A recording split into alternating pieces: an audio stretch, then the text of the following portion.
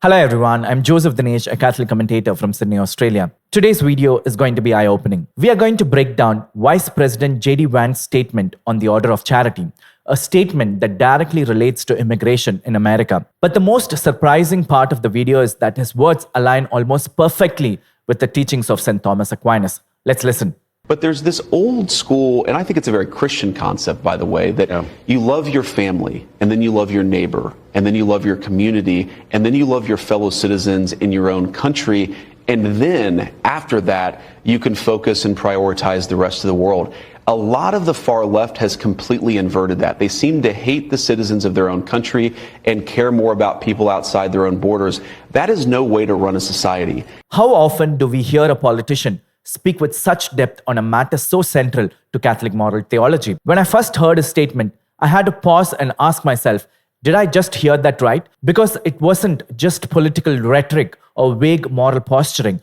It was theologically structured, precise, and strikingly profound. So now let's get deeper into it. The Order of Charity, as taught by St. Thomas Aquinas, establishes the proper prioritization of love. Who are we obligated to love first and in what order? Let's see what he says. First and foremost, God comes first, as our highest love and loyalty belong to him above all things. Matthew chapter 22 verses 37 says, "You shall love the Lord your God with all your heart, with all your soul, and with all your mind." Then we must care for ourselves in relation to our salvation. Philippians chapter 2 verses 12 says, "Work out your salvation with fear and trembling." After that, our immediate family takes priority. Spouses, children, and parents, as these are relationships God has entrusted to us.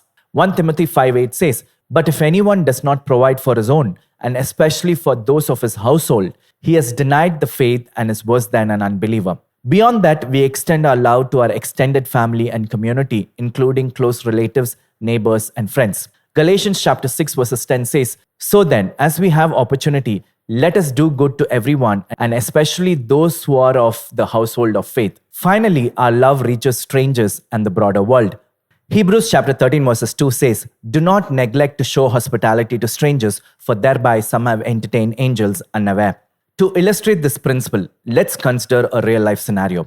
Imagine you are on a sinking ship and you are responsible for a lifeboat with limited space. You have the ability to save lives, but you must decide who gets in first. If your response is, "I will save myself, my family, my relatives, my friends," followed by other passengers, then you are correctly applying the Order of Charity. However, if you decide to save a random person just because they were nice to you, or the captain simply because you always admired their role, or even a woman who caught your eye, then you have distorted the Order of Charity. This kind of misplaced priority leads to chaos, injustice, and unintended harm. The same principle applies to a nation's government.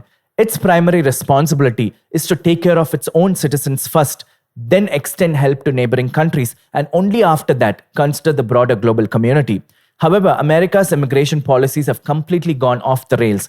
Instead of prioritizing the well-being of their own people, many politicians seem more concerned about Ukrainians and Syrians than about Americans suffering from drug overdose, homelessness, and economic struggles. This is a blatant violation of the Order of Charity. Now, this brings us back to J.D. Vance. The fact that America now has a leader who recognizes and upholds the Order of Charity is a hopeful sign for the country. History has shown when America is strong, stable, and morally grounded, it has the capacity to uplift not only its own people, but also the broader world. I hope this video was helpful. Let me know your thoughts in the comment section. God bless you.